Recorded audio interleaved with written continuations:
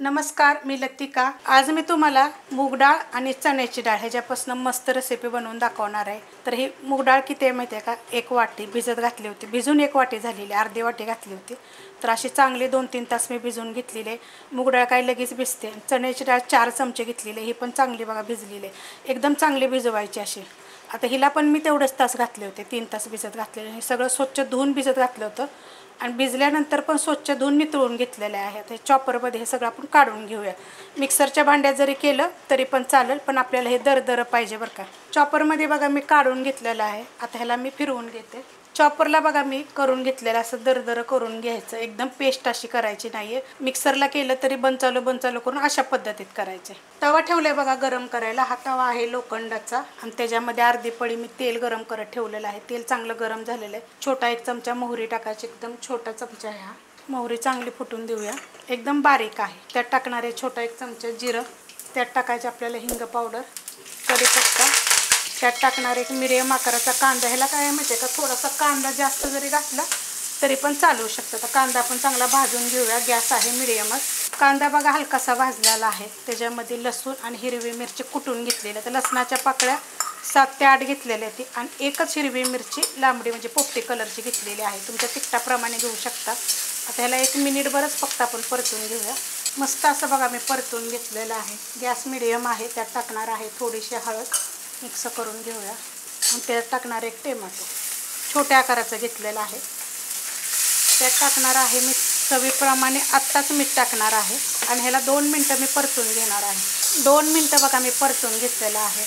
Tomato एकदम soft होतं। त्याच्यामध्ये छोटा अर्धा चमचा मिरची पावडर, कलरवाली पण आहे तिखटवाली पण आहे। आपण त्याच्यात हिरवी मिरची पण टाकलेली आहे। मिक्स करून घेऊया आणि ह्याच्यामध्ये चॉपरला जी डाळ आपण बारीक केली होती ना ते टाकून घेऊया। डाळ बघा सगळे काढून घेतलेली आहे, मिडियमच गॅस आहे। 1-2 मिनटं फक्त मी परतून घेणार आहे।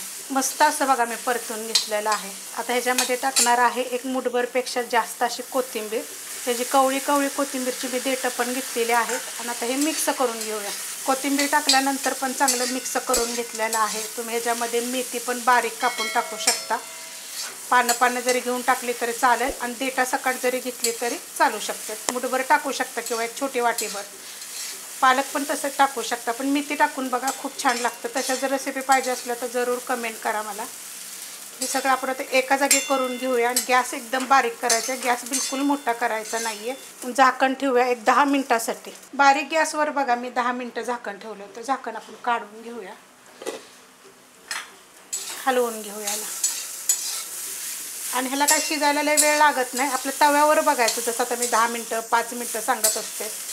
तुमचा तवा जर पातळ असेल तर एकदा 5 मिनिटातच हलवायचं।